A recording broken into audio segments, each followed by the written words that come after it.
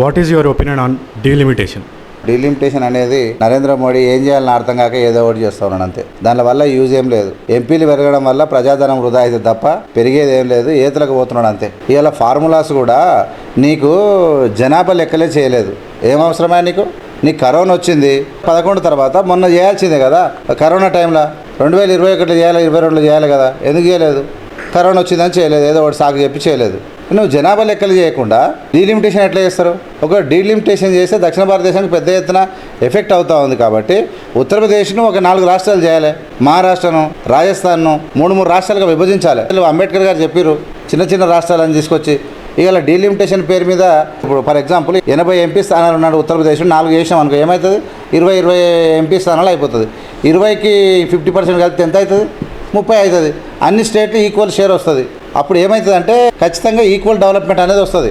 అట్లా కాకపోతే ప్రధానమంత్రికి ఏం కావాలి? ఎంపీలు కావాలి. వాళ్ళ ఎంపీలు ఎక్కువ ఏడున్నారు? మన దక్షిణ భారతదేశం మొత్తం సగానికి సగం ఎంత ఉన్నారో సగానికి సగం ఉత్తరప్రదేశ్లో ఉన్నారు. ఆ ఎంపీలు అంత కంచి ఆయనకు ఓటేస్తారు. అందుకని నేను ఏం చెప్తున్నానంటే ఒక్కొక్క స్టేట్లో ఉత్తరప్రదేశ్ అనేది చాలా పెద్ద స్టేటు కాబట్టి 4 స్టేట్గా విడిపోవాలి. అది 4 ప్రాంతాలుగా విడిపోతే 80 కాస్త 4 అయితే 20 ఎంపీలు వస్తాయి ఒక స్టేట్కు. అట్లా ఏమవుతుంది? 50% ఒకవేళ యాడ్ చేయాలనుకుంటే 30 అవుతుంది ఒక్కొక్క స్టేట్కు. అట్లా కాకుండా నిజంగా ఈ విధంగా చేస్తే నరేంద్ర మోడీ మరి ఎందుకు చేస్తున్నాడో ఏం చేయాలని అర్థం కాక ఏదో ఒకటి చేస్తా ఉన్నాను నేను. కాకపోతే ఈయన వల్ల అంటే ఇలా కాంగ్రెస్ పార్టీకి ఒక చిత్తశుద్ధి ఉంది. కాంగ్రెస్ పార్టీ మహిళా రాష్ట్రపతిని చేసింది. కాంగ్రెస్ పార్టీ మహిళా ప్రధానమంత్రిని చేసింది. కాంగ్రెస్ పార్టీ మహిళా పార్టీ అధ్యక్షులను చేసింది. కాంగ్రెస్ పార్టీ మహిళలకు ఎంతో గౌరవం ఇచ్చింది. కానీ ఈయన మహిళా బిల్లు పెడతానే గప్పాలు కొట్టే నరేంద్ర మోడీ మహిళలను బట్టలు తిప్పినా కానీ సిగ్గు లేకుండా నిద్రపోతారు. ఈ దేశానికి ఒక అరిష్టంగా పట్టినటువంటి నరేంద్ర మోడీ. ఖచ్చితంగా నరేంద్ర మోడీ ఎవడు చెప్పిన మాటలు పట్టు ఆయనకేం తెలియదు. ఆయన చదువు గురించి అందరూ తెలుసు, ఆయన టాలెంట్ గురించి అందరూ తెలుసు. ఇలా ప్రధానమంత్రి కాబట్టి మనం గౌరవించాలి అంతే తప్ప ఇలాంటి పనులు చూస్తే ప్రజా వ్యతిరేక విధానాలు పెద్ద ఎత్తున చేస్తూ ఉన్నాడు. ఈయన ఏం చేసినా మొత్తం మోసాలే. నల్ల చట్టాలు తీసుకురావడం, డిమానిటైజేషన్ చేయడం, మొత్తం ఇక ఈ పార్లమెంట్లో దొంగ బిల్లులు తప్ప నరేంద్ర మోడీ పాలన ఏమి లేదు. డీలిమిటేషన్ అయితే ఏదైతే ఉందో ఈ డీలిమిటేషన్ అనేది అత్యంత ప్రమాదకరమైనది. దక్షిణ భారతదేశానికి పెద్ద ఎత్తున ప్రజలు ఉద్యమించేటువంటి అవకాశం ఉంది. అక్కడ తమిళనాడులో స్టాలిన్ డీలిమిటేషన్ యొక్క పత్రాలను తలగబెట్టిండు, మంటలు వేసి కాలబెట్టిండు.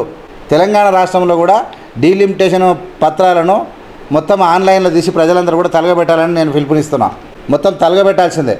ఎందుకంటే దానికి దక్షిణ భారతదేశానికి పెద్ద ఎత్తున అన్యాయం జరుగుతూ ఉంది. ఇప్పుడు తెలంగాణ రాష్ట్రం లోపల ముస్లింలు కూడా ఇద్దరిద్దరు పిల్లలనే అన్నారు, ఎవరో కొంతమంది తప్ప. అంటే తెలంగాణ ఈ దక్షిణ ద్రవిడ రాష్ట్రాల మొత్తం మీద ఓవరాల్గా పిల్లల యొక్క కంట్రోల్ చేసుకున్నారు. పిల్లలు ఎక్కువ అనలే, ఒకరిని ఇద్దరినే అన్నారు. అంటే దేశము చెప్పింది అప్పుడు ఆ ప్రధానమంత్రి అనౌన్స్ చేసిండు కాబట్టి పిల్లలు ఎక్కువ మంది కనదు, జనాభా పెరిగిపోతుందని చెప్తే కంట్రోల్ చేసుకున్నారు.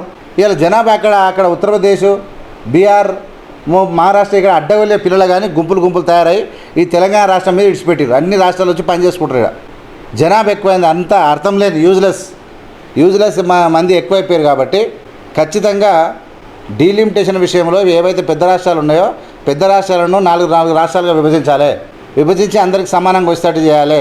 అట్లా చేయకపోతే అత్యంత ప్రమాదకరంగా మారుతుంది. కాబట్టి జీతాలు వేస్ట్. అసలు ఉన్న ప్రజలకు ఇప్పుడున్న నువ్వు ప్రధానమంత్రి సుఖమైనోడైతే దేశంలో అన్నీ మంచిగా జరుగుతాయి. ఏం చేయాలనో అర్థం కాక ఏదో ఒకటి మొదలుపెట్టిండు. కాబట్టి నరేంద్ర మోడీ డౌన్. నరేంద్ర మోడీ హఠావో భారత్ బచావో అనే నినాదంతో ప్రజలందరూ ముందరుకోవాలి. చూస్తూనే ఉండండి ఏబిఎం మీడియా. లైక్ చేసి, షేర్ చేసి, సబ్స్క్రైబ్ ప్రజలకు పంపండి. Thank you so much. JB.